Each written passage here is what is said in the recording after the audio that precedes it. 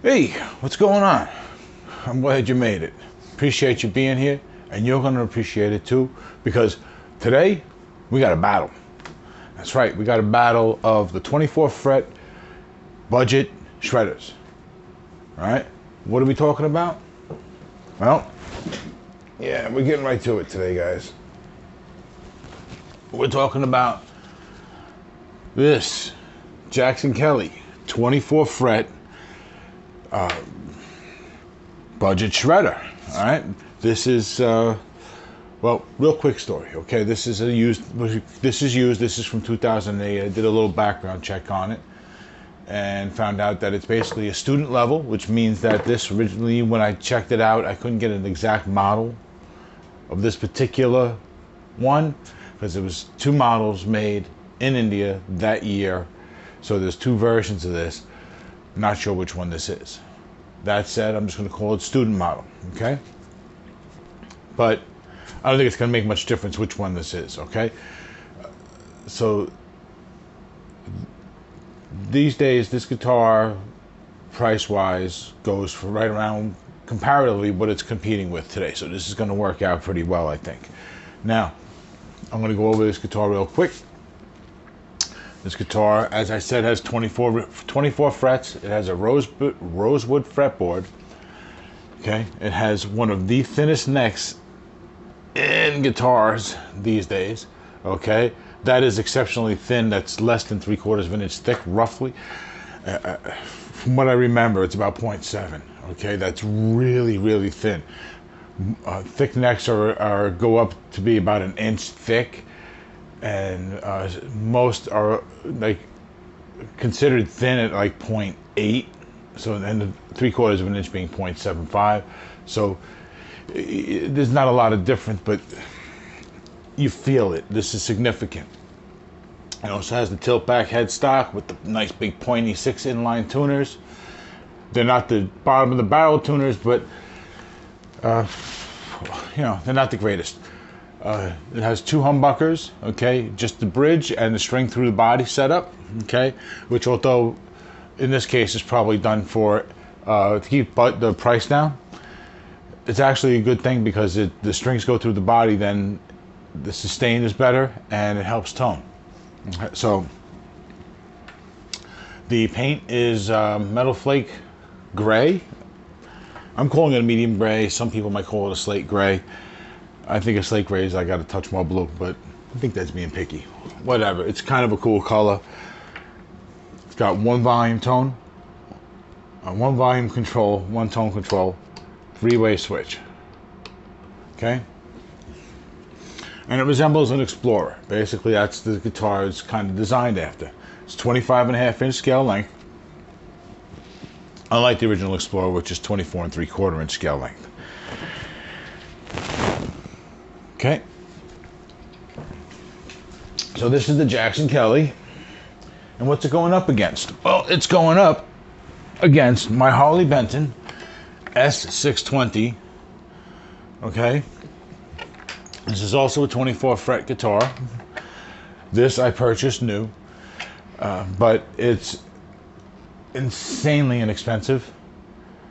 So comparatively speaking, what my friend paid for the Kelly, because the Kelly's not mine, is right around what I paid for this new.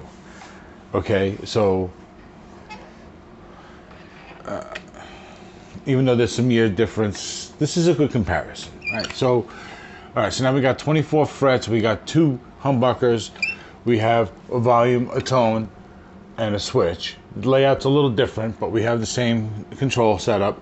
The tremolo is the bridge is very different. This is the Floyd Rose style tremolo, which is generally used to be a very expensive piece, but the copyright is now done, so it's just really a small licensing fee, and I guess they were able to get it done really, really inexpensively. Because when I tell you the prices of these guitars, you're gonna be wondering what's going on. Now, this guitar has binding. Okay, this is the plastic that goes around the sides of the neck here. Is not just for looks, it's also to help with fret ends a little bit, but we all these days we really just consider it for looks. And there's the locking nut. It has a tilt back headstock as well. Okay, 6 in the line tuners. These are actually slightly better than the ones on the other guitar. I should also mention, now that it's coming to me, that both guitars' bodies are made out of basswood. Okay, so I think the only thing that's left to do now is to plug them both in a little bit, give you an idea of what's up between them as far as tones, and I'll give you my general opinions of both. Okay, for right now, I have I'm going to be connected to a small wireless setup from KMI's, which I am going to be doing a review on shortly. This is part of my week-long, more than a week-long test now of this product for that review. So, and we'll also be, I have it turned on now on my setup, which is I have my Crate 212 amp.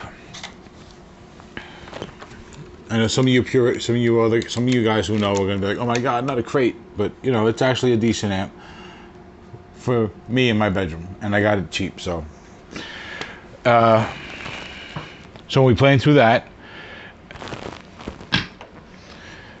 I have a distortion pedal and a chorus pedal that I'm going to be running through as well. They're just no-name brands that I got off of eBay, but they actually play pretty good. So I'll just be using them to thicken the tone. I'm going to play clean first, excuse me, and then I'm going to play distorted, then I'll switch to the other guitar. Okay, and I'm just doing a little bit, guys. I'm cold. I'm not a super phenomenal flashy player anyway, so take my playing for what it is, okay? So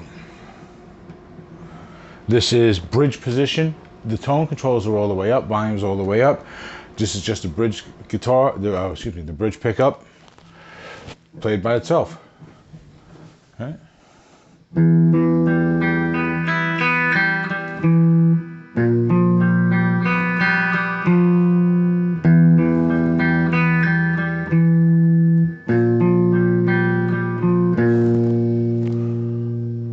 Now I'm going to switch to the middle position.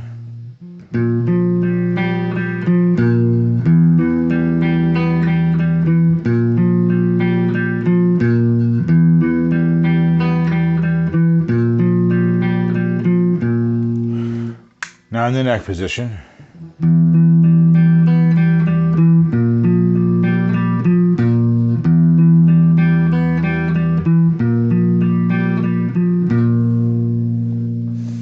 Okay. So now I'm going to turn on the distortion and the chorus, going back to the bridge. All right.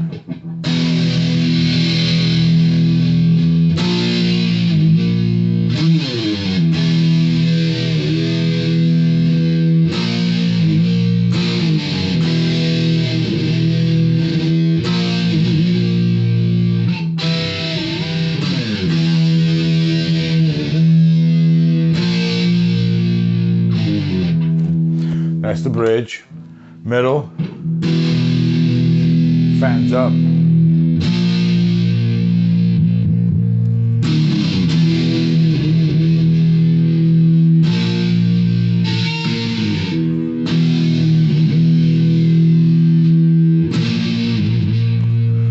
Okay, now I'm going to go to the neck.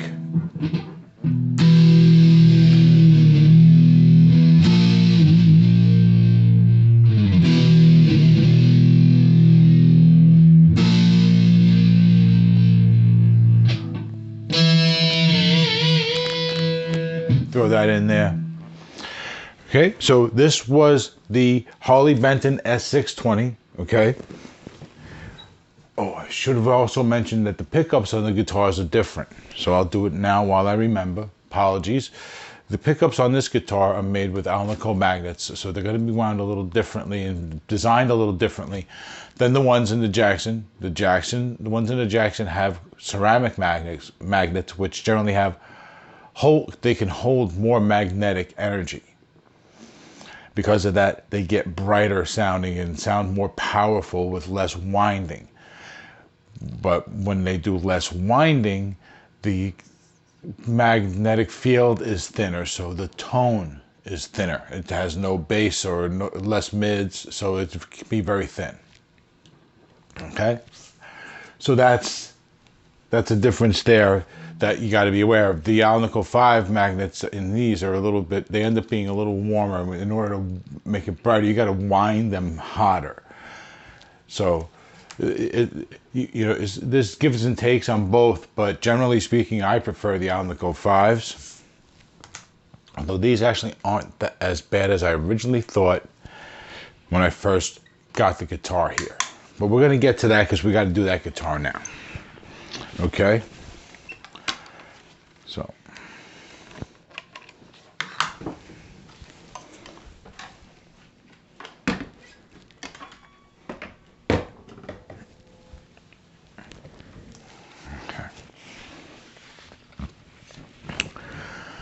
Should probably mention that this is my friend's guitar. I think I mentioned that much before. His name, Chris, thank you. I haven't properly thanked you for letting me borrow this to review and do this versus or battle or comparison, whatever you want to call it. But thank you. So now, guys, you're going to get a little bit of this. Okay. It is now... we are on, and we're going to go with the clean first.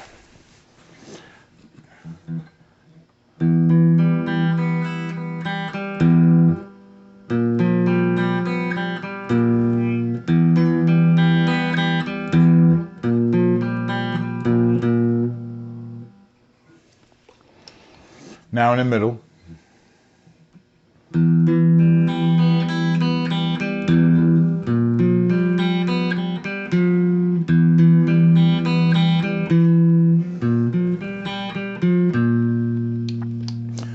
Now in the neck position.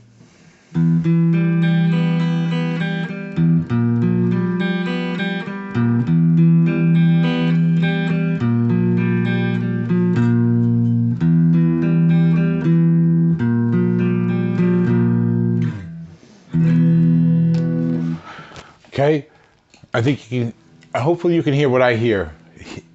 You know, I hope it translates, because there's definitely a difference between this one and the other one. And this one is a little more of a hollow sounding thing.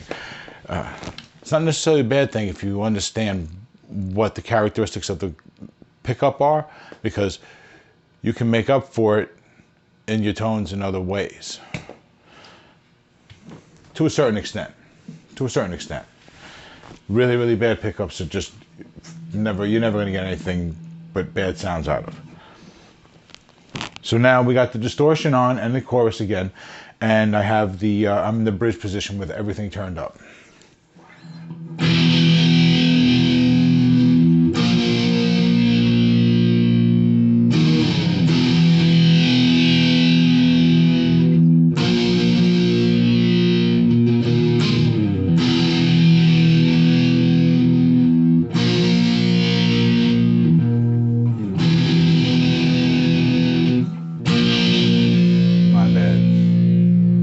Okay, now in the middle position.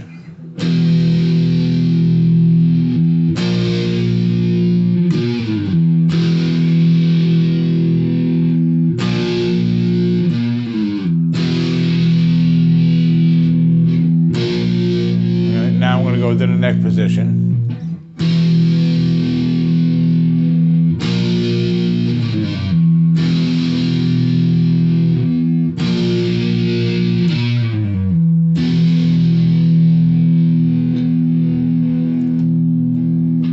Okay, all right. Okay, I sound like what's his name from South Park, Mr. Mackey. Okay, somebody, please stop me. Okay, so. All right. There you go. Two very different guitars. My final thoughts are that basically. The Kelly is a straight up metal guitar. It's made for metal shredding. It is really, really thin, the neck. And I find it actually uncomfortable because it is so thin. So I recommend, if you're looking at one of these, absolutely play it and make sure you're comfortable with that neck, because once you buy it, you're stuck with it, right? So definitely that. The other thing about this is the tuners aren't that great.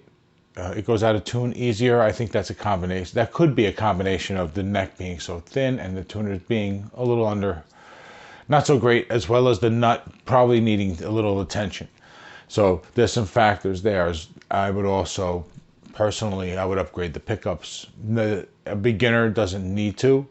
They're not that bad. And if you dial out mids or dial in a whole lot of mids and you play around with your EQ a little bit, you can get a decent metal tone out of this, which is what this is for. This is not going to be a guitar you go and you play a classical piece with.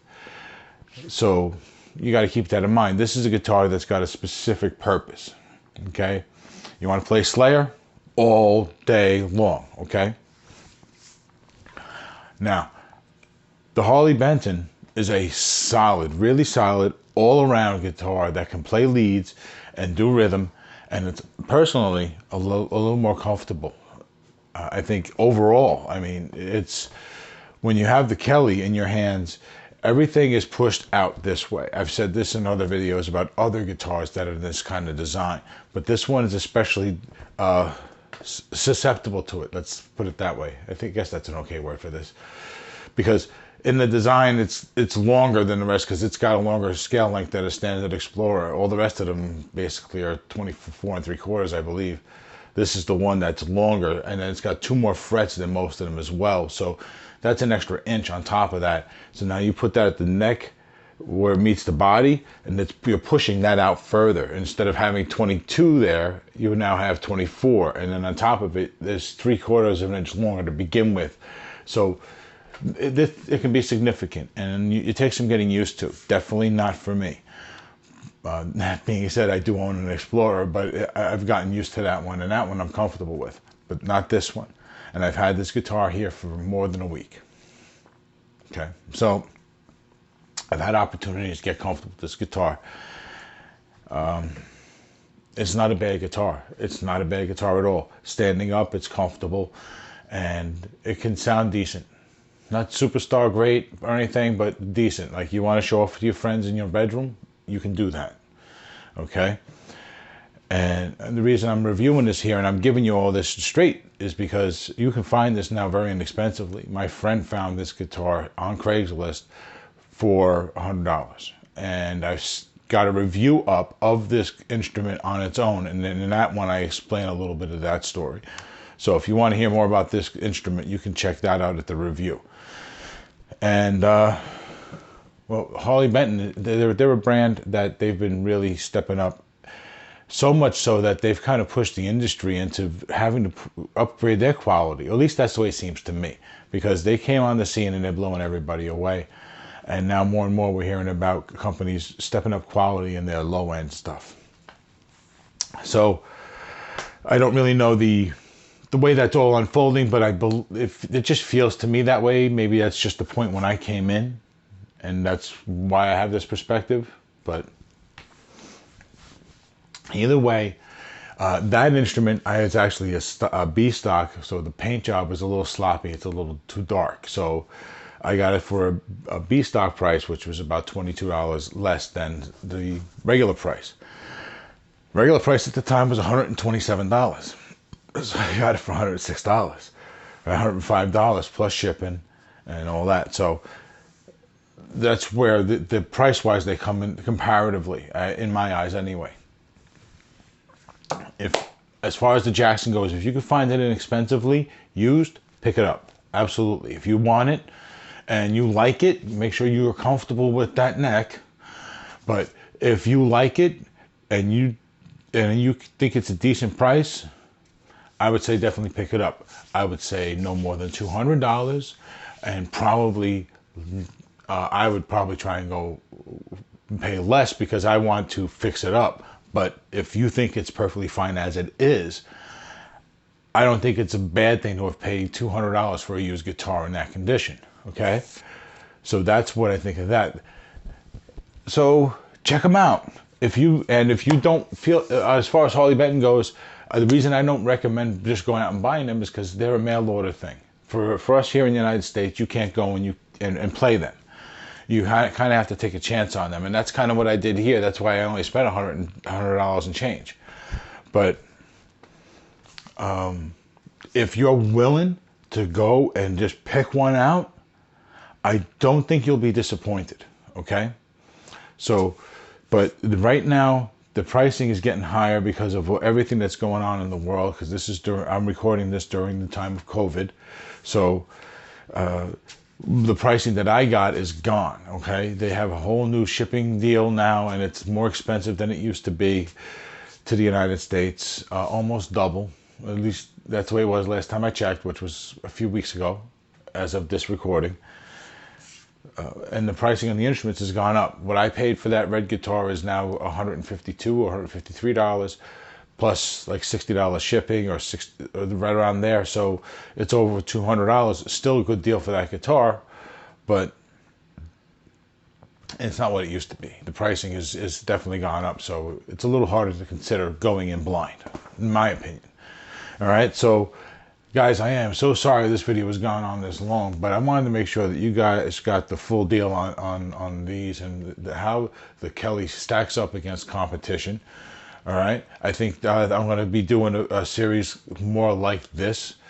Instead of doing individual reviews, I'll still do some of those, but I think a side by side is a better way to go. You get two guitars reviewed at one time, and you get to see differences in a couple of instruments, and so maybe you can get a better idea of which one might be for you.